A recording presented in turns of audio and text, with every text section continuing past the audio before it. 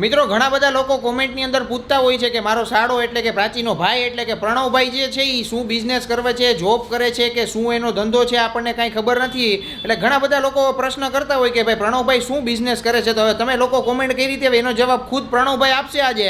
તો પ્રણવભાઈ ઘણા બધા લોકો જે આ પ્રશ્ન કરે છે તો એનો જવાબ હવે તમારે દેવો પડશે ઓન કેમેરા લાઈવ. તમે દઈ દો કે શું તમારે બિઝનેસ છે, શું તમારે ધંધો છે, શું તમારે જોબ છે, કે પછી આ કમાવશો ક્યાંથી, આ ધબધબાટી કેમ બોલાવો છો આટલી બધી.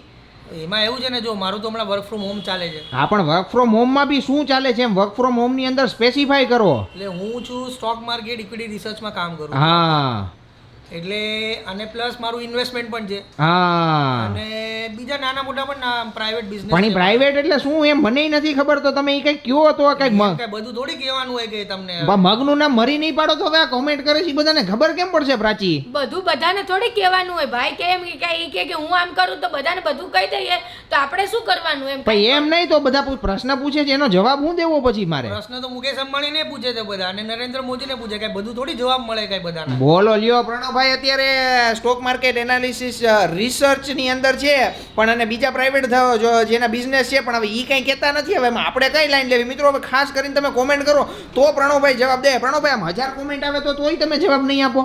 કોમેન્ટનો સવાલ નથી, અમુક સવાલના જવાબ હોય જ નહીં. હા, એ વાત બરોબર છે, અમુક કોમેન્ટના સવાલ ન હોય, પણ આમ પબ્લિકને આમ બેતબરીથી ઇંતજાર છે કે આમ પ્રણવભાઈ આ ધબધબાટી બોલાવે છે, તમે કેની ધબધબાટી છે એમ એમ. એટલે ધબધબાટી એટલે શું? એટલે મારું ઇન્વેસ્ટમેન્ટ છે ઘણું માર્કેટમાં. હા, અને હવે આટલા વખત હું માર્કેટમાં છું તો મને ઘણી વસ્તુ એમ નહીં પ્રણવભાઈ હાલો એ વાત બરોબર છે કે ઘણા બધા લોકો સ્ટોક માર્કેટની અંદર શું છે કે ઇન્વેસ્ટમેન્ટ કરતા હોય એટલે પહેલેથી લાંબા ટાઈમની અંદર માર્કેટની અંદર હોય ને એટલે પોર્ટફોલિયો ઘણા બધા મોટા બનતા હોય. મેં ઘણા બધાના મોટા પોર્ટફોલિયો જોયા છે. કરોડ, 2 કરોડ, 5 કરોડ, 10 કરોડ સુધીના પોર્ટફોલિયો માર્કેટની અંદર હોય. મોટા મોટાના તો કેવડા પોર્ટફોલિયો તમે જોયા છે આમ એવરેજ તમને ખબર હશે માર્કેટની અંદર આમ સૌથી મોટો પોર્ટફોલિયો ધારો કે સાદા માણસનો હોય તો કેવડો હોય? એટલે મેં મારો એક ઓળખીતો છે એનું લગભગ 250 કરોડનો પોર્ટફોલિયો છે. 250 કરોડ એટલે નોર્મલ માણસ છે કે કંપની અલગ છે? માણસ જ છે, કંપની નહીં, ઇન્વેસ્ટર છે. 250 કરોડ પ્રાચી કેમ નહીં? આમ માણસ જ છે તો માણસ જ હોય ને તો જેનો પણ એમ નહીં. એટલે મને એમ કે કદાચ કંપની હોય, કંપનીનો પોર્ટફોલિયો હોય 250 કરોડ આજુબાજુના, પણ નોર્મલ માણસના પોર્ટફોલિયો 250 20-25 ઓછામાં ઓછું મને લાગે 25-30 વર્ષનું તો એનું ઇન્વેસ્ટમેન્ટ છે. ત્યાં 25-30 વર્ષથી ઇન્વેસ્ટમેન્ટ કરે છે.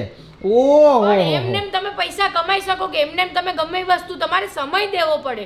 એમને કાંઈ તમે રિસર્ચ નથી બની જતા. કેટલા વર્ષ કામ કરીએ ત્યારે તમને કેટલા વર્ષનો અનુભવ છે માર્કેટનો? હું 2009 થી છું માર્કેટમાં. 2009 થી એટલે આ 10 ને 23 13 ને 14 વર્ષનો માર્કેટનો એક્સપિરિયન્સ છે પ્રણવભાઈને. એટલે ધબધબાટી જ બોલાવે છે, એમાં કોઈ શંકાના સ્થાન નથી. પણ મિત્રો આપણે 1000 કોમેન્ટ જોઈએ છે કે પ્રણવભાઈને જે આ નાનો મોટો એનો બિઝનેસ છે ને એ કેના રિલેટેડનો બિઝનેસ છે. જો 1000 કોમેન્ટ આવી જાય ને તો પ્રણવભાઈ તમને ધબધબાટી બોલાવીને જવાબ દે, અને એમાં તમારો ફાયદો છે, બધાનો ફાયદો છે મિત્રો. એટલે તમે હે ને પ્રણવભાઈને 1000 કોમેન્ટ કરી દો. જો પ્રણવભાઈ દાંત કાઢે જો એવું. જો આમાં સીધી વસ્તુ છે, મેં તમને પહેલા પણ કીધું એમ કે ઘણા સવાલો એવા હોય ને એના જવાબ તમે આપી જ ન શકો કોઈને, અને આપવા પણ ન જોઈએ. હા, ઈ બરોબર છે, ઈ 100%ની વાત સાચી છે. એટલે મિત્રો આજે ઘણા બધા લોકો ક્વેશ્ચન કરતા હતા કે પ્રણવભાઈ શું બિઝનેસ કરે છે, શું જોબ કરે છે, એટલે આજે તમને એનો જવાબ મળી ગયો હશે. અને જો હજી તમને આતુરતા હોય જાણવાની અંદર તો ખાસ કરીને કોમેન્ટ કરજો.